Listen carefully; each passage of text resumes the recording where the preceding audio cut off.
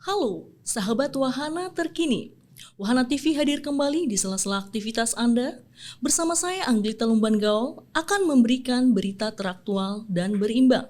Pada tanggal 9 Januari 2026, Ukraina kembali menjadi sasaran serangan besar-besaran yang melibatkan bom dan rudal, menewaskan beberapa warga sipil, serta menyebabkan kerusakan luas pada infrastruktur penting. Rusia melancarkan serangan besar ke wilayah Ukraina, termasuk ibu kota Kiev, dengan menggunakan puluhan rudal dan ratusan drone. Serangan ini dilaporkan mencakup 36 rudal dan sekitar 242 drone, yang beberapa diantaranya ditembak jatuh oleh pertahanan udara Ukraina. Sedikitnya, 4 warga sipil tewas dan puluhan lainnya luka-luka, termasuk tenaga medis dan petugas penyelamat. Rudal ini diluncurkan dari wilayah Rusia menuju daerah Ukraina bagian barat dekat perbatasan Uni Eropa dan NATO, termasuk target di sekitar Lviv Oblast. Puluhan ribu rumah di Kiev kehilangan aliran listrik dan pasokan pemanas di tengah gelombang dingin yang ekstrim. Sementara itu, serangan masih berlanjut dan laporan terbaru dari militer Ukraina pada 12 Januari menyebutkan serangan udara masih memicu kebakaran di beberapa distrik Kiev. NATO atau Pakta Pertahanan Atlantik Utara kembali menjadi sorotan dalam percaturan politik internasional.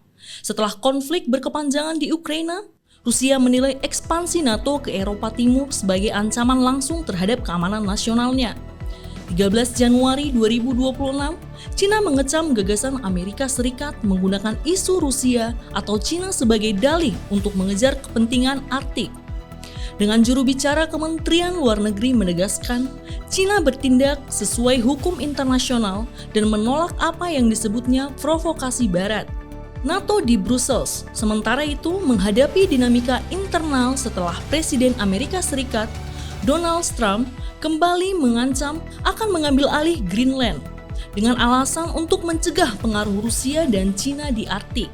Langkah ini diprotes Denmark yang menegaskan Greenland tetap berada dalam NATO. Dan pejabat Eropa memperingatkan bahwa tindakan unilateral Amerika Serikat bisa merusak kesatuan aliansi. Pengamat hubungan internasional menilai meningkatnya peran NATO telah mendorong terbentuknya blok-blok kekuatan baru di dunia.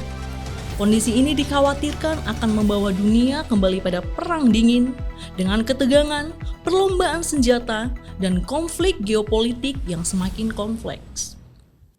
Pemerintah Amerika Serikat mengumumkan paket bantuan senilai 45 juta dolar Amerika Serikat atau sekitar 758 miliar rupiah untuk mendukung gencatan senjata yang rapuh antara Thailand dan Kamboja, dua negara Asia Tenggara yang sempat terlibat dalam bentrok perbatasan berkepanjangan.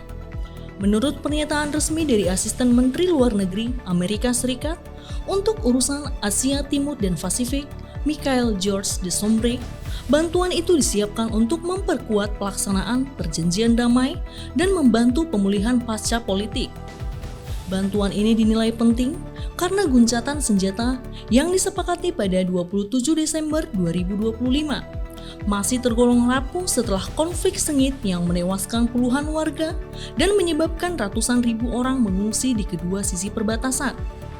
Pejabat Amerika Serikat juga menegaskan komitmen negaranya untuk membantu kedua pemerintah dalam menerapkan perjanjian perdamaian Kuala Lumpur yang menjadi landasan gencatan senjata tersebut. Demikian berita yang saya sampaikan hari ini, dan selamat beraktivitas.